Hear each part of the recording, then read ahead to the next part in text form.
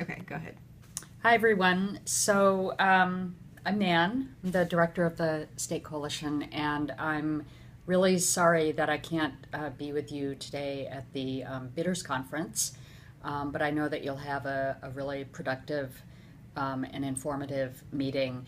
I wanted to just offer my thoughts about this demonstration project so that you at least have some general framing from me, and then I know that Judy and Linda and Kendra also will be, sharing this perspective with you as well as their own. I'm really, really happy that you are interested in looking at the demonstration project. We are really excited about this opportunity. So we've had the past 5 years with the 13 organizations that have piloted the domestic violence housing first approach, and it's time to really go much deeper into this and to see if it's possible to really transform and deepen our work through this demonstration project. So if you were on the the webinar a few weeks ago, you might remember that I said something to the effect of this project is not for the faint of heart. And when I said that, I really, I really meant it. This particular effort is a part of and is complementary to our Just Futures work. It is a part of the coalition's response to what we've heard from the membership, which is an interest and really almost a hunger to really rethink how we do our services and advocacy for domestic violence survivors all around the state. And so, as a coalition staff, we have tried to develop and advance projects in which we can really test this. So we've done it with the Housing First project. We've done it in crossing borders with the Promotora work with Latina bicultural bilingual advocates out in the fields. And now we're going to take an incredibly deep dive with this Housing First demonstration project. I also said that we should not all be doing this project for the money, and that also is true. This is not a project that is going to fatten our pockets, but this is a project that is going to really give us a chance to see, are there better, more efficient, more collaborative ways to work together to meet the needs that survivors tell us that they have today. So in this project, we are asking for you to think about not only how to change your individual agencies, but how to transform an entire geographical area. Now, we might use the term region, but I don't want that to cause alarm. We're not thinking of any particular set regions. We're not thinking of DSHS regions. We're not thinking of WSCADV regions. We're thinking of self-defined geographical areas that will have more than one DSHS contracted domestic violence program and more than one coalition member program.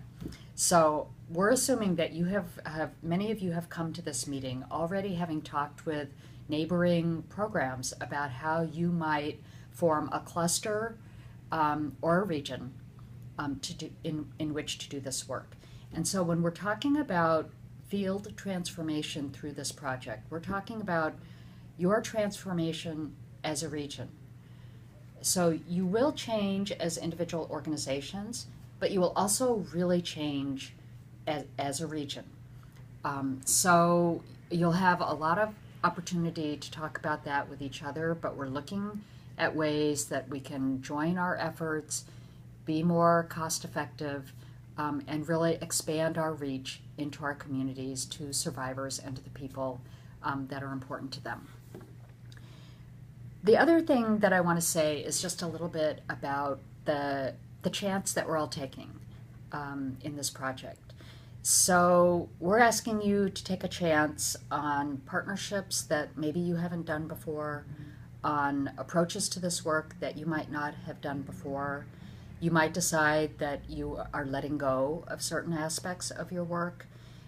You might decide that you're taking on things that you haven't done before. The coalition staff is doing the same thing. There is a certain amount of both exploration and risk here.